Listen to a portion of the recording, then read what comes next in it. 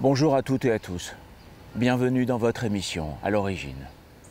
Depuis longtemps, nous voulions faire une émission sur le kibbutz.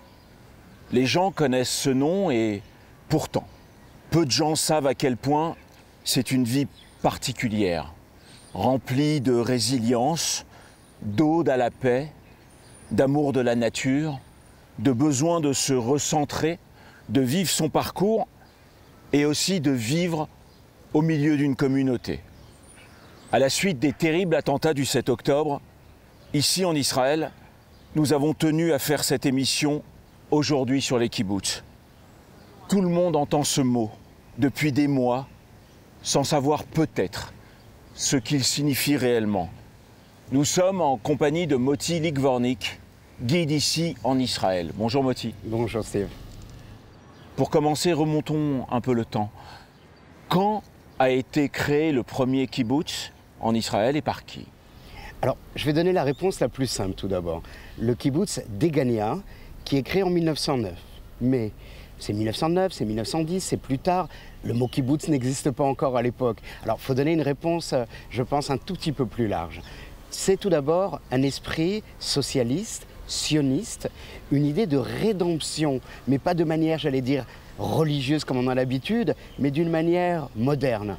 Et ce sont des groupes qui arrivent de Pologne, de Russie, de Roumanie. Ils ne sont pas très nombreux, on parle de 1000, 1500 personnes peut-être à la base de cette idée. Et ces gens veulent créer un autre modèle de vie. Et ils vont s'arracher à l'agriculture traditionnelle, aux patrons assis dans une cabane qui les dirige, en montant ce qu'on va appeler un kfutza, un groupe. Et ils vont créer donc, 1910, ce vrai premier groupe d'Egania. Quel est tous nos téléspectateurs, le principe clé du kibbutz? Comment c'est organisé? Est-ce que d'abord c'est organisé de la même façon dans tous les kibbutz et comment? D'accord. Alors tout d'abord, Gania, c'était un modèle un petit peu à part. Il faut attendre presque 10 ans pour qu'on appelle ça véritablement un kibbutz et qu'on ait à peu près un modèle. Le modèle, tout d'abord, c'est le modèle où chacun doit être libre, doit pouvoir prendre des décisions au sein d'un groupe en donnant tout à la communauté. Dans un kibbutz, le principe de base, on travaille pour la communauté, on travaille au maximum de ses possibilités, et on reçoit par rapport à ses besoins. Donc ça, c'est l'idée créatrice du kibbutz. Il n'y a pas de patron, il n'y a pas de directeur, il y a un comité où tout le monde dans ce comité a les mêmes droits. À partir du moment où on est membre du kibbutz, et de là s'ouvre un nouveau monde, tout d'abord agricole. On travaille la terre, on fait vivre la terre, et puis le soir, j'allais dire, on rentre à la maison, mais le travail n'est pas terminé. On s'occupe de sa communauté, on garde sa communauté. On parle obligatoirement du kibbutz au départ avec ces jeunes, le fusil sur l'épaule. On connaît malheureusement, j'allais dire, ou heureusement, toutes ces images. Et ça, c'est vraiment cette base du kibbutz. Mais c'est quand même un exploit, un challenge, parce qu'on est en train de parler de 1909, et après, vers 1920, il y a énormément de kibbutz qui commencent à se monter. Et on parle de travailler la terre alors qu'on est une terre ici, à cette époque-là, pratiquement désertique. Ah, complètement. Surtout les premiers kibbutz sont autour du lac de Tibériade, le Kinneret. C'est un endroit qui aujourd'hui a l'air paradisiaque, mais qui était une région de marécage absolument terrible. Donc ces gens ont travaillé. Je crois qu'il faut rappeler la phrase de Ben Gurion, qui lui a été pionnier, c'était pas encore dans un kibbutz. Il disait que celui qui n'attrapait pas la fièvre jaune était un feignant. D'ailleurs, en parlant de Ben Gurion, il a fait pareil avec le désert. Bien sûr. C'est-à-dire qu'en fait, personne ne croyait qu'on puisse voir un jour et des palmeraies, et des vignes, et de la fabrication d'huile d'olive en plein milieu du désert. Complètement. C'était, j'allais dire, une utopie qui s'est réalisée, ce qui est quand même assez rare, sans rentrer dans la violence qu'il y a eu. Ce n'est pas le sovkhoz, ce n'est pas le kolkhoz, c'était tout à fait une autre société, le kibbutz. Est-ce que la création de l'État d'Israël a changé quelque chose pour les kibbutz qui étaient déjà créés? Non, j'allais dire même le contraire. Les kibbutz ont changé la création de l'État d'Israël. Il ne faut pas oublier qu'au début de l'État, 7 à 8% de la population est membre d'un kibbutz. Si on regarde le nombre de membres au Parlement à l'époque, je crois quelque chose comme 20% des membres du Parlement sont des gens de kibbutz. À l'armée, les chiffres sont encore plus importants, que ce soit l'état-major, que ce soit les pilotes du début de l'armée israélienne. Donc c'était vraiment l'empreinte du kibbutz sur la société israélienne. C'est en 1870 que l'Alliance israélite universelle a formé les premiers kibbutzniks en créant l'école agricole de Mikvé Israël au centre du pays. À cette époque, il fallait former au métier agricole la plupart des Juifs fraîchement arrivés afin qu'ils puissent vivre sur cette terre encore inhospitalière.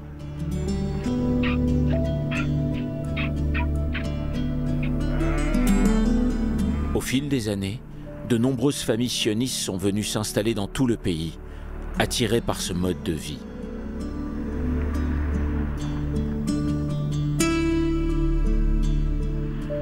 Les techniques agricoles se sont améliorées au fil des temps. Les espèces végétales importées sont devenues pérennes et la terre a commencé à donner ses fruits. Les conditions de vie étaient rudes, mais l'esprit communautaire a insufflé la création de nombreux kibboutz du nord au sud du pays. Ils étaient plus de 240 kibboutz dans les années 1960. Grâce à ces pionniers, le miracle agricole israélien est encore aujourd'hui une référence mondiale.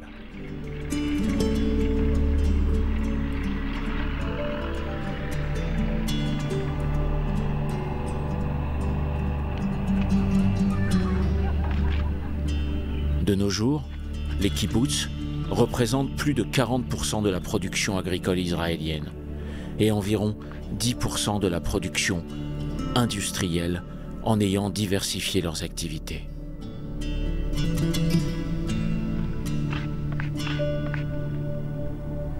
On dit dans ce pays qui est Israël que les enfants sont rois. Tout est fait pour les enfants dans ce pays. On est dans un parc en plein milieu de la ville. Dans chaque endroit, entre trois rues, il y a forcément un petit parc quelque part. Les horaires de travail pour les hommes et les femmes sont faits par rapport aux rentrées et aux sorties d'école. Est-ce que le mode d'éducation pour les enfants, ici, est différent dans un kibbutz que dans la vie normale, je dirais ? Je vais donner deux réponses. Tout d'abord, c'est le kibbutz historique. Ce kibbutz historique, les enfants vivaient ensemble, comme une communauté dans la communauté, par rapport à leur âge. Ils ne vivaient pas chez les parents, c'était séparés des parents. Est-ce que c'était bien ou pas? On a encore une discussion. J'ai des amis de kibbutz qui me disent que c'était le paradis, être élevé de cette manière. D'autres enfants sont en traitement psychologique. Enfin, aujourd'hui, ils ont 60, 70 ans.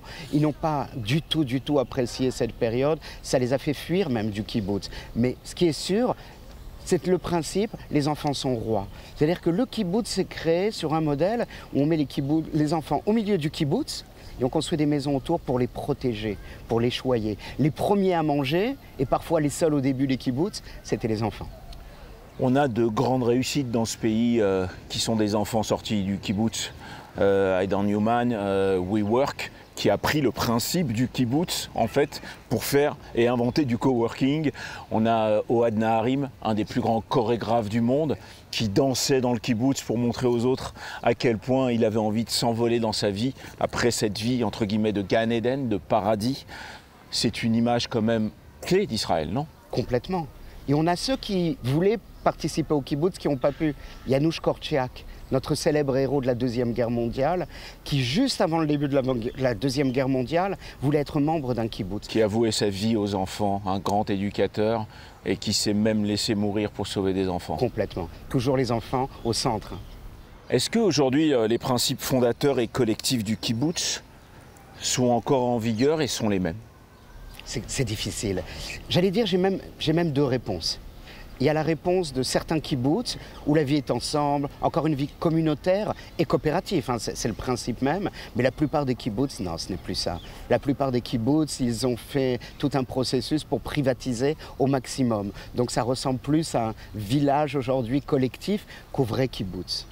Et donc, par rapport à ces changements, est-ce que, selon vous, les enfants qui grandissent quand ils deviennent adultes, est-ce qu'ils ont plus envie de quitter pour aller à la rencontre de la grande ville, ou est-ce qu'ils restent attachés à cette vie de famille et de nature, je dirais? Bon, le modèle est simple. Le jeune Israélien après l'armée, il vient passer 2, 3, 4 ans à Tel Aviv, mais aujourd'hui, ils veulent tous retourner dans leur kibbutz. Parce que c'est vraiment une vie ensemble. On recherche ça. Dans la ville, on est un petit peu seul, et retourner au kibbutz, c'est retourner à un mode de vie qui est agréable, d'abord. Aujourd'hui, on vit bien dans les kibbutz, il y a des belles maisons, ce n'est plus le kibbutz des pionniers. Plus précaire. C'est plus du tout précaire. Et bien sûr, en plus, c'est ce côté communautaire qu'on recherche. Que représentent les kibbutz aujourd'hui par rapport au pays, économiquement, je veux dire? Est-ce que c'est des grandes productions de fruits, de légumes? Est-ce que le pays, économiquement, il compte sur le travail des kibbutzim? Énormément. Ils représentent quoi? 1% de la population. Il y a 275 kibbutz, grosso modo. Ils produisent 10% de l'industrie pour l'exportation, hein, je parle. 40% de l'agriculture. C'est une force économique encore gigantesque. Racontez-nous une journée dans un kibbutz pour un enfant, une femme, un adulte. Le quotidien. Je vais me permettre de parler du kibbutz comme il était vraiment. C'est-à-dire que c'était une vie fermée. Alors je ne parle pas économiquement, ils n'ont jamais vécu en autarcie. Mais on va dire un enfant se lève le matin, il est avec les autres enfants, pas avec ses parents. Ils vont de la maison des enfants vers la maternelle ou l'école primaire. On reste encore dans le kibbutz en général dans cette partie de la vie. Ils font, comme tous les enfants en Israël, leur journée d'école, mais ils ne rentrent pas à la maison, puisqu'ensuite ils rentrent dans la maison des enfants. De là, ils vont déjeuner ensemble avec des membres du kibbutz qui sont chargés de s'occuper des enfants. Ils vont faire des activités, ça peut être de la musique. Et puis, pour les plus grands, il y a aussi une autre chose qui était évidente, c'est d'aller travailler. Donc, ils partaient travailler dans les champs. Donc, on voyait le gars de 14 ans monter sur le tracteur ou rentrer dans le poulailler à 3 heures, à 4 heures de l'après-midi, après avoir terminé sa journée de classe, et travailler 2 heures, 3 heures, 4 heures. Certains voulaient travailler encore plus, on devait même les bloquer, leur dire attention, il faut rentrer, il faut faire les devoirs, il faut revenir au rythme scolaire, parce que c'était ça le kibbutz. C'était chacun avait vraiment envie de participer. Et puis bien sûr, il y avait aussi une période tous les jours pour rencontrer les parents. Donc les parents, c'est pas aller à la maison, mais ils pouvaient aller ou à la maison des parents, mais ils pouvaient se rencontrer aussi n'importe où, décider de prendre les repas. Tous les repas étaient à la salle à manger du kibbutz, absolument tous les repas. Et ensuite, la vie continuait, par exemple, ils ne partaient pas au théâtre en ville. Le théâtre rentrait dans le kibbutz. Oui, il y a encore des bars, il y a des petits théâtres, il y a des petites scènes pour faire des spectacles entre les gens du kibbutz. C'est presque, je dirais, comme un club de vacances dans la vraie vie. Ah mais complètement. Même aujourd'hui où le kibbutz a changé, où il n'y a plus ces maisons d'enfants, il y a vraiment, j'allais dire, des espaces de vie culturelle extraordinaires au sein du kibbutz. Donc les pubs, par exemple, avec des chanteurs qui viennent, ça attire beaucoup de monde de la région, ça attire parfois les soldats qui sont dans les bases autour, ils entendent qu'il y a un chanteur célèbre, donc ils se déplacent pour venir voir. Il y a toute une vie qui est réglée. Pour l'instant, ils sont encore restés dans le kibbutz. Vous imaginez, ils se sont levés le matin, ils ont passé toute la journée, j'allais dire même toute la soirée, ils ne sont pas sortis du kibbutz. Certains, pendant 1 semaine, 2 semaines, 1 mois, n'avaient rien à faire en dehors du kibbutz. À l'armée, on reconnaissait tout de suite quelqu'un qui venait d'un kibbutz. C'est quelqu'un qui n'avait pas l'habitude d'être dehors, j'allais dire, qui parfois, là je parle dans les années 60-70, les jeunes qui rentraient à l'armée, ils ne savaient pas utiliser l'argent. Parce que dans le kibbutz, il n'y avait pas d'utilisation d'argent. Tout était ouvert à tout le monde. Ils allaient à l'épicerie, ils se servaient par rapport aux besoins. Ce n'est plus le cas aujourd'hui. Est-ce qu'il y a un temps pour les adultes de travail, je dirais, minimum pour aider et participer à la vie de ce kibbutz? Alors, dans l'esprit véritable du kibbutz, il n'y avait pas de notion de temps. C'est un petit peu comme moi dans ma maison, je ne vais pas dire tiens je vais faire 1 demi-heure de lessive, je ne calcule pas. On fait ce qu'on doit faire dans sa maison, c'était la même chose. Les gens du kibbutz travaillaient pour le kibbutz. C'est vrai que dans chaque société, il y a ceux qui travaillent 16 heures par jour et ceux qui essayent, disons après quelques heures, de commencer à faire une pause, on va dire. Mais il y avait vraiment cet esprit où tout le monde travaillait. Et est-ce qu'il y avait des challenges, c'est-à-dire que en fait, comme les gens étaient entre eux, ils se choisissent, ils apprennent à vivre ensemble. Est-ce que tout d'un coup, la vie de kibbutz a permis de de pousser le travail de l'agriculture, de pousser le travail de la construction? Est-ce que ça s'est auto-motivé dans une ambiance comme ça, très nature et très solidaire? C'est évident. Je pense que si on n'avait pas eu les kibbutz, on n'aurait pas les paysages qu'on a en Israël, le nombre d'arbres fruitiers, les constructions. Ils ont donné vraiment un élan de travail exceptionnel. Ils ne travaillaient pas seulement pour eux, ils travaillaient, pour la communauté, et ils travaillaient pour une cause. Et c'était eux qui choisissaient cette cause. On ne les obligeait pas à aller dans un kibbutz. C'était un choix de faire vivre le sionisme dans ses plus belles valeurs. Vous voulez dire que sans cet esprit, entre guillemets, de fraternité, on n'aurait pas les meilleurs avocats du monde, on n'aurait pas les meilleures tomates cerises du monde et on n'aurait pas les dattes, tous ces produits, en plein désert d'ailleurs, hein, assez incroyables, qui ont été mis en place par le travail de l'agriculture dans les kibbutz? Bien sûr. Fallait travailler très dur.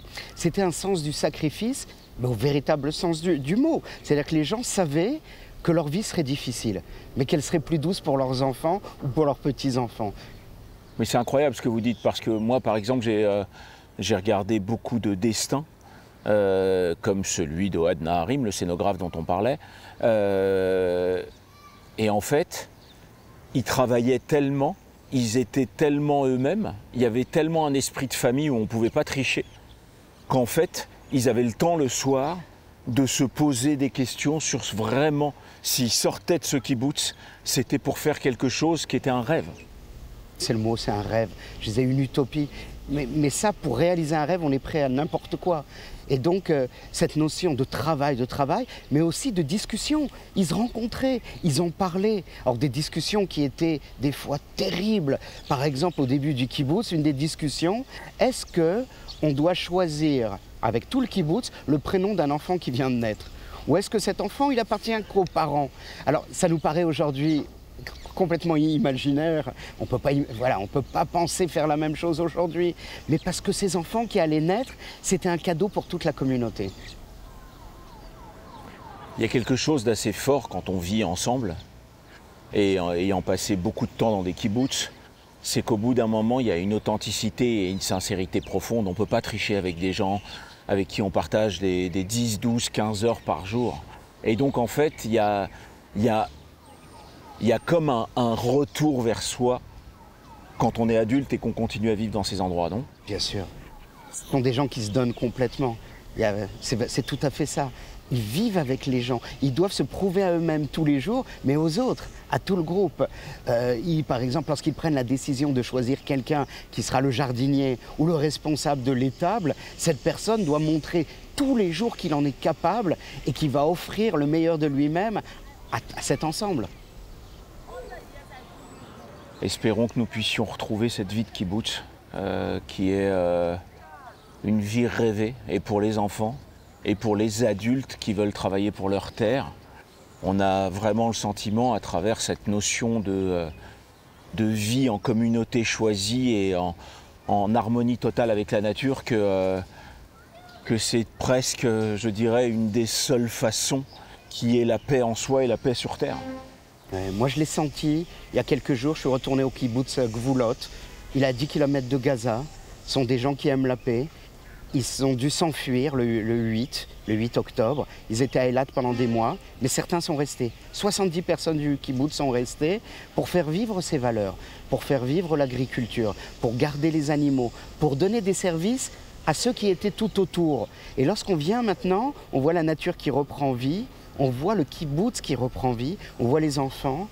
Ils sont en train de recréer des écoles. Leur école a été détruite, pas toujours physiquement, mais vraiment moralement.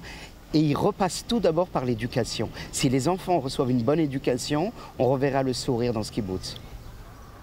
Aujourd'hui, des juifs du monde entier tentent, ont ce rêve de faire leur alia.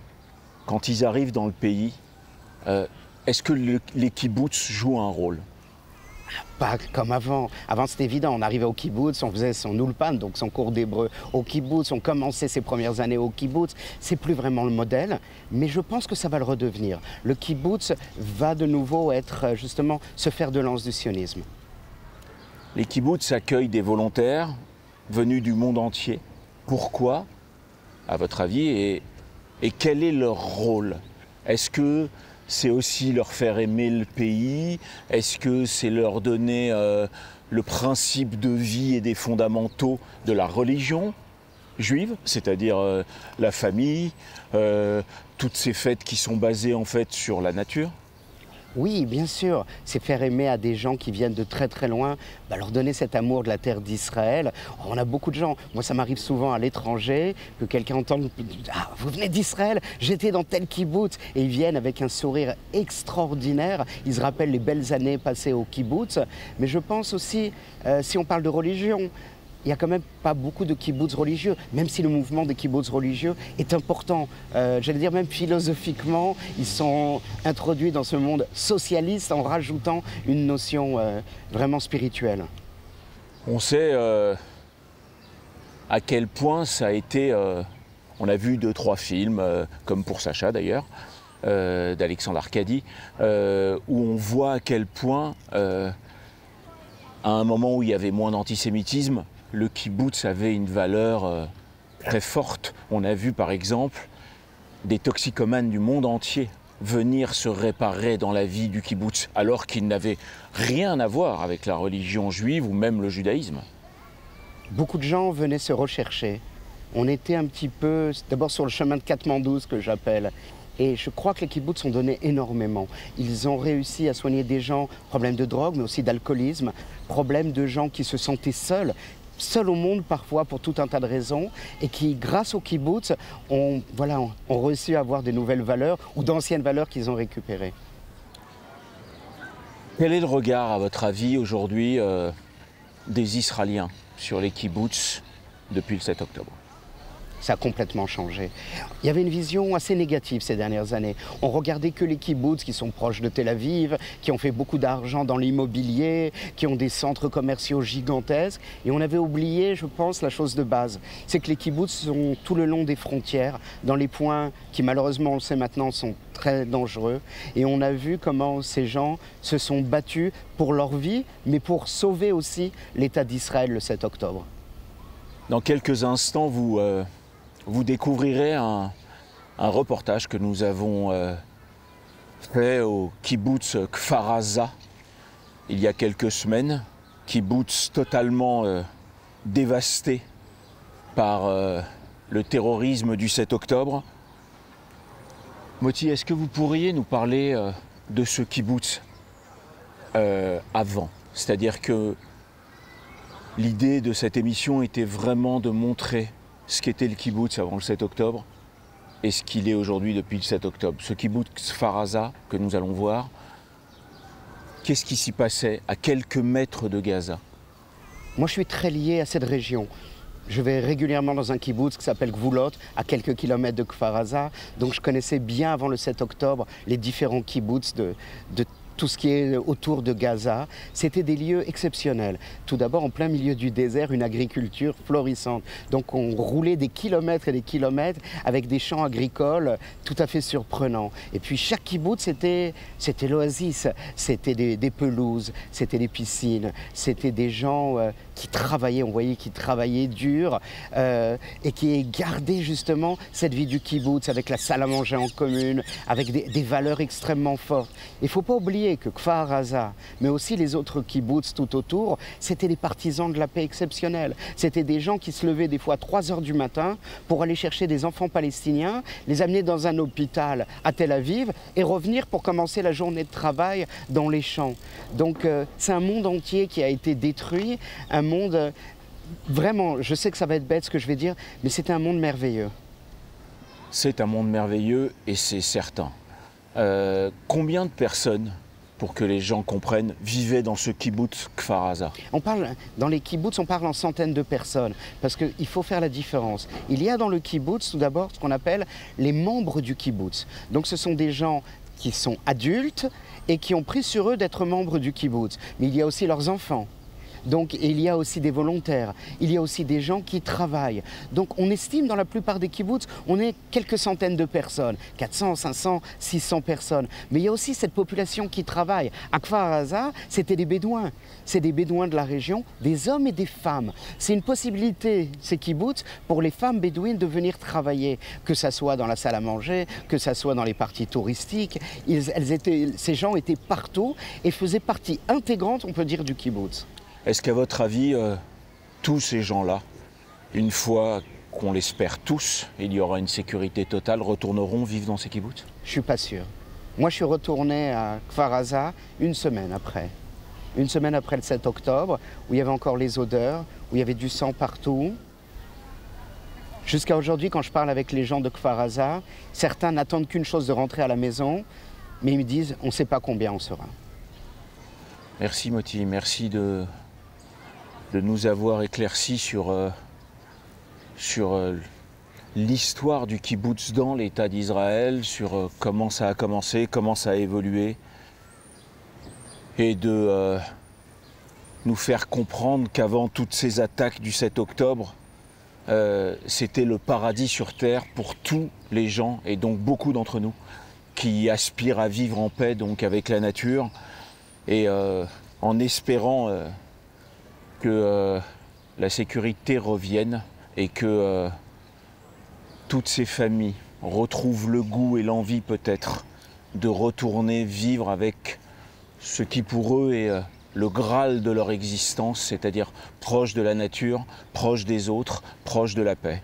Voilà, on a une vision de loin de ce que pouvait être une vie en kibbutz.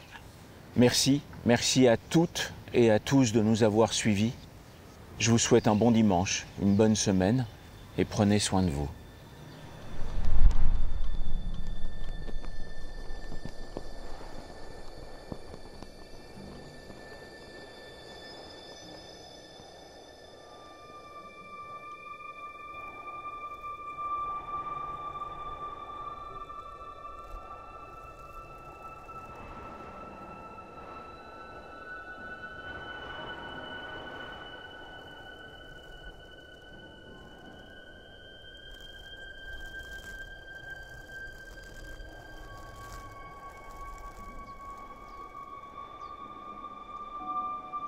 Aujourd'hui, nous nous trouvons dans un kibbutz qui s'appelle Kfar Aza. Dans ce kibbutz régnait, avant cette date fatidique du 7 octobre, une vie d'amour, une vie de nature, une vie où les gens se côtoyaient, vivaient les uns à côté des autres, à 1 kilomètre de la frontière de Gaza. Aujourd'hui, depuis, ce kibbutz a vécu un véritable pogrom. Il est évident que depuis le 7 octobre, cette histoire d'être un kibbutzim ne peut plus se raconter de la même façon. Bonjour Arié. Bonjour Steve. Racontez-nous un peu l'histoire de ce kibbutz, sa création, le pourquoi, avant le 7 octobre. Avant le 7 octobre, ce kibbutz, qui a été créé en 1950, il compte 950 familles. 950 personnes qui vivent ici dans l'harmonie, dans la paix. Ce sont pour la plupart même des militants de gauche qui organisent, et il est connu aussi pour ça dans la région, un festival avec vous savez, des cerfs-volants. Des cerfs-volants dont les enfants les peignent, mettent des messages de paix, et ils laissent les cerfs-volants s'envoler, et les vents les emmènent sur Gaza, sur la population de Gazaouis. Ici, c'est aussi un kibbutz qui a beaucoup d'initiatives pour la paix. On a des dizaines de salariés, de travailleurs palestiniens qui viennent de Gaza tous les jours, qui viennent travailler dans les champs, et qui viennent également travailler dans une grande usine qui est là à quelques mètres, et qui est la principale activité du kibbutz. On a rencontré des gens depuis tout à l'heure. On a rencontré un jeune garçon qui, à 6h30 du matin, ce matin-là, se trouvait avec son papa à quelques mètres de là, qui faisait du sport. Et tout d'un coup, ils avaient une sorte de compte commun, comme on a tous, un compte WhatsApp de famille. Et tout d'un coup, alors qu'il y avait une partie de sa famille au Portugal, une partie de sa famille ici, sa sœur dans la maison d'en face, des enfants un peu partout, nous racontait à quel point il est passé d'une vie paradisiaque à un véritable apocalypse.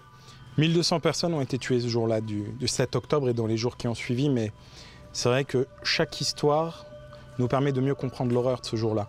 Et que cette famille qui a son père qui est là et comme vous le disiez, faisait du sport à quelques centaines du mètre, qui est sauvé par des soldats, qui est sauvé par un volontaire de l'équipe de sécurité du village, du kibbutz. Sa petite fille, c'est ce qu'il nous racontait, qui elle est à une fête de pyjama. On est dans un grand week-end, le week-end des fêtes de Simchat Torah. Et c'est tout ça qui fait qu'il va vivre comme des milliers, voire même des millions d'Israéliens, mais vraiment dans sa chair, il va vivre l'horreur ce jour-là. Aujourd'hui, il n'y a plus personne qui vit dans ce kibbutz avant qu'on fasse le tour, progressivement. Il n'y a qu'un couple qui vient arranger. On a vu tout à l'heure un tracteur passer de l'autre côté de la barrière, qui est sûrement l'espoir de cette terre, c'est-à-dire de continuer d'avancer, d'être résilient, de continuer de s'accrocher, entre guillemets, à la nature. Et tout ça sur fond de guerre, puisque pendant qu'on se parle, on entend les drones, les avions, on entend des détonations, on entend également des combats qui ont lieu, encore une fois, à 1,5 km d'ici. Des armes lourdes, ça tire, et des gens sont en train de se battre pour la vie à quelques centaines de mètres d'ici.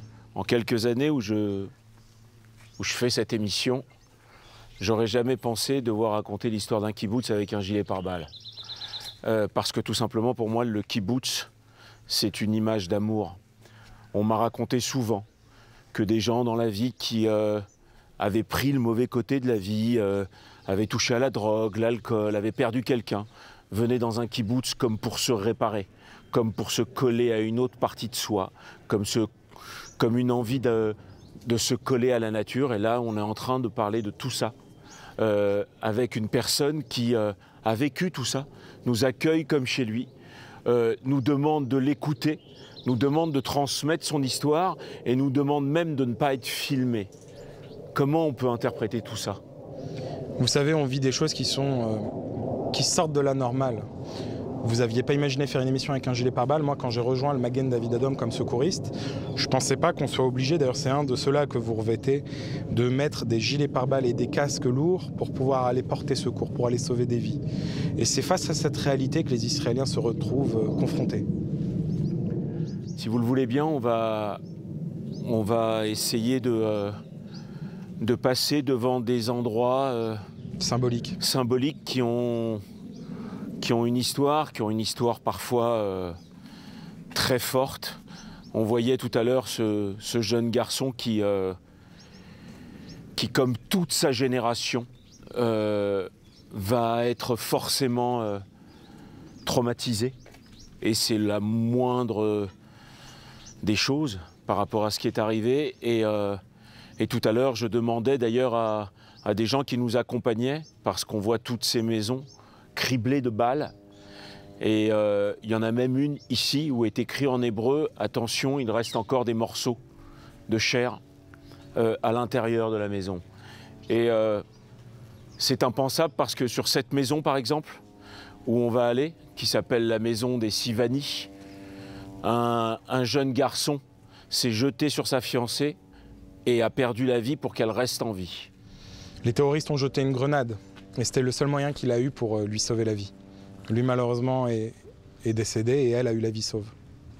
Et ce quartier, justement, est peut-être symbolique de tout ce qui s'est passé ce jour-là parce que même si c'est l'ensemble du kibbutz qui a été attaqué, les assaillants, quand ils sont venus ici, avaient pour but ultime et pour priorité d'exterminer tous les habitants de ce quartier. Alors ce quartier, il a une spécificité. C'est ce qu'on appelle le quartier des jeunes, non? C'est le quartier des jeunes. C'est-à-dire que dans la tradition des kibbutz, quand un jeune rentre à 15-16 ans au lycée, il va rejoindre ce quartier. Et ce quartier, vous voyez, ce sont des quartiers où les maisons se font face à face. Il y a des portes, mais elles sont presque symboliques. C'est que les portes ont pour vocation d'être ouvertes et ça échange, ça rigole, ça joue, ça organise des petits concerts, des soirées, comme les jeunes du monde entier, ça organise des week-ends et règne ici une ambiance de colonie de vacances en permanence. Et vous voyez les destructions, c'est ici que les terroristes ont décidé d'absolument tout détruire et de manière systématique de rentrer dans chaque maison, d'assassiner chaque jeune qui vivait ici, d'en kidnapper d'autres et de brûler. Pourquoi?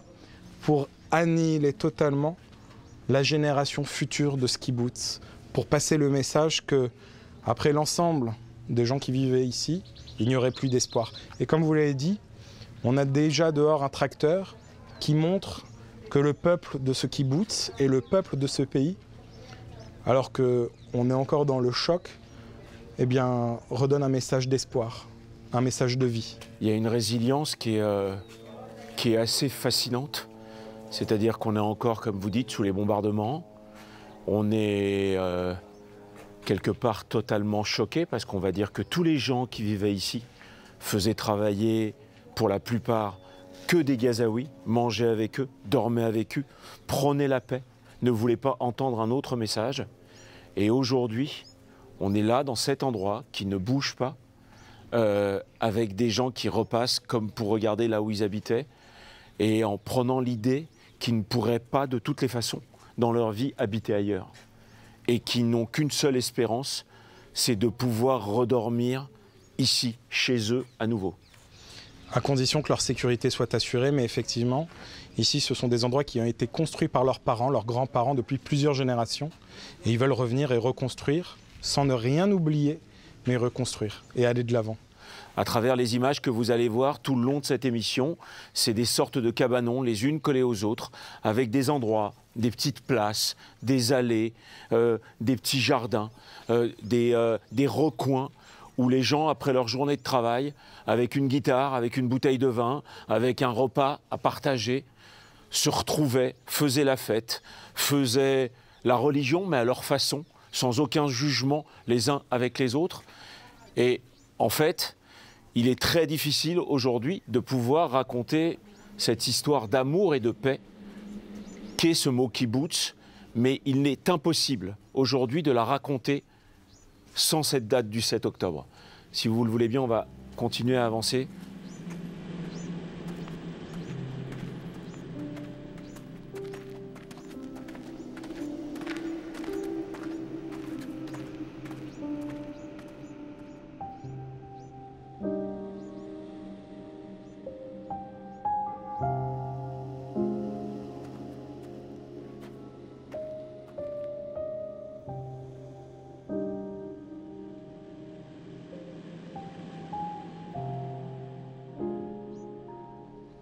Arié, on avance un petit peu dans le kibboutz.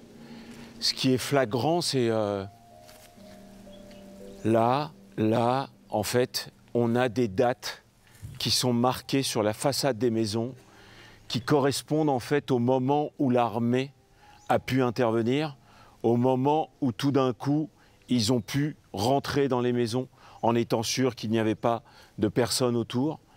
Et ce qui est choquant et surprenant, c'est de voir 11 octobre, 10 octobre, c'est-à-dire que les gens sont restés 2-3 jours en tenant les poignées de leurs portes, jour et nuit, en ayant peur de mourir, alors qu'ils sont venus ici pour vivre sereinement, pour croire à la paix, pour se coller à la nature, en étant à 1 kilomètre de Gaza.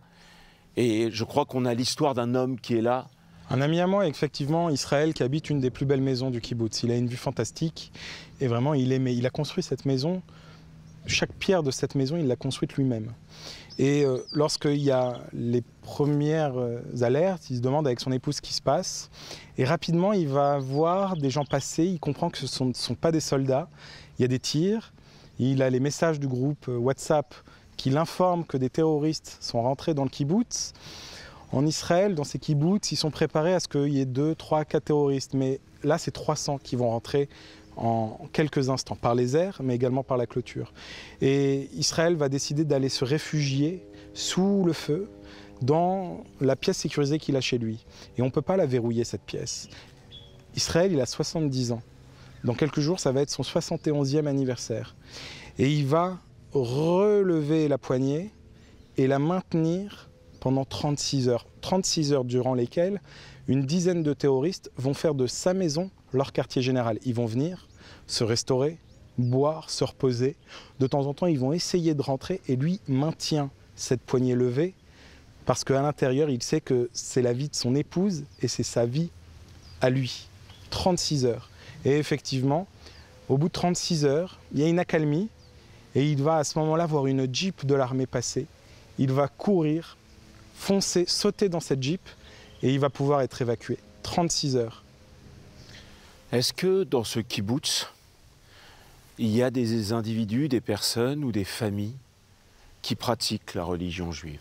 Non, on est dans un kibboutz qui est très laïque, dont les gens sont proches culturellement du judaïsme, célèbrent les fêtes comme des moments forts du calendrier, mais ce sont des gens qui ont surtout comme idéologie une idéologie collectiviste, de pouvoir vivre les uns avec les autres et bien au-delà des frontières du seul peuple juif. Leur espoir, c'est la paix avec les voisins palestiniens. Il y en a beaucoup qui travaillent ici depuis des dizaines d'années. À l'époque où la circulation était libre entre Gaza et le kibboutz, il y a toujours eu du commerce, il y a toujours eu une aide. Et donc ce sont des gens qui veulent faire la paix. Et ce qui est sûr, c'est que ce jour-là, ils ont compris que l'attaque, elle était massive et surtout, elle était aveugle et que tout le monde allait être pris pour cible. Étymologiquement parlant, Kibboutz. Kibboutz. Ça vient de se rapprocher, d'être ensemble. C'est vraiment une idéologie qui vient du camp de la gauche. Pas que de la gauche israélienne, mais de cette partie du peuple juif qui a décidé de tout faire en commun. Ici, les lieux de vie, les lieux de joie sont tous mis en commun. Il y a ce qu'on appelle le Cheder Ochel. C'est le réfectoire où les familles dînent ensemble, partagent les moments ensemble. Le quartier des jeunes que nous avons vu tout à l'heure, c'est un quartier où ils vont vivre ensemble. Et d'ailleurs, c'est un mode de vie. Ce n'est pas simplement un lieu d'habitation. C'est un mode de vie de vivre ici dans un kibboutz qui n'est plus ce qu'il était il y a une quarantaine d'années, mais qui est encore très puissant. Aujourd'hui, avec les gens qu'on a rencontrés, avec ce qui se passe en face, ces gens-là ont été amenés dans des foyers, dans des hôtels. Dans des maisons qui ont été louées, loin d'ici, loin des combats, parce qu'ils ont pour beaucoup l'espoir de revenir en sécurité, mais ils vont revenir parce qu'on est ici, chez eux. Et vous voyez, en nous promenant dans le kibboutz, je vais vous montrer quelque chose. Ça a eu lieu le dernier jour de la fête de Sukkot, même pour être précis, quelques jours après. Et donc on a la tradition d'établir des cabanes. Ici, les cabanes sont toujours debout. Personne n'a pris le temps, parce qu'on n'a pas eu ce temps-là, de démonter la cabane. Et on attend le retour des familles pour qu'elles puissent le faire elles-mêmes et reconstruire. Et les maisons, à l'intérieur, n'ont pas été modifiées depuis l'attaque du 7 octobre. Dans le reste du pays, on peut parler du kibboutz En-Gedi, comme on peut parler d'autres kibboutz. Des kibboutz du nord d'Israël qui en ce moment sont sous le feu des missiles du Liban. Comment les êtres humains vivent dedans? Ils font de la résistance, ils y restent, même par peur, même par angoisse que maintenant ça puisse arriver de l'autre côté du pays? Ce qui est sûr, c'est que cette histoire du 7 octobre, elle concerne absolument toute la population israélienne et elle a vraiment une vocation à rayonner partout. Parce qu'à quelques kilomètres d'ici, on est ici dans un kibboutz, comme je vous l'ai dit, de gens laïcs, plutôt du camp de la gauche, de la paix.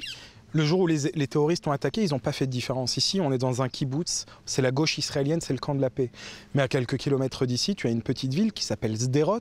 C'est plusieurs dizaines de milliers d'habitants qui sont pour beaucoup plutôt de droite et qui sont pour beaucoup plus pratiquants, plus religieux. Les terroristes n'ont absolument pas fait de distinction. Ils ont tué, détruit, brûlé, kidnappé, sans se poser la moindre question. Il n'y avait pas de camp de la paix, il n'y avait pas de négociation. La mort. Nous terminons cette émission sur le kibboutz avec une image symbolique, l'image de Simchat Torah, tombé un Shabbat, le jour de la joie, le 7 octobre. Cette image n'a pas bougé et restera là, tout comme tous les kibboutz d'Israël, où tous ces gens espèrent, veulent et continueront de vivre en paix et en amour avec la nature. Passez un bon dimanche, prenez soin de vous et à très bientôt.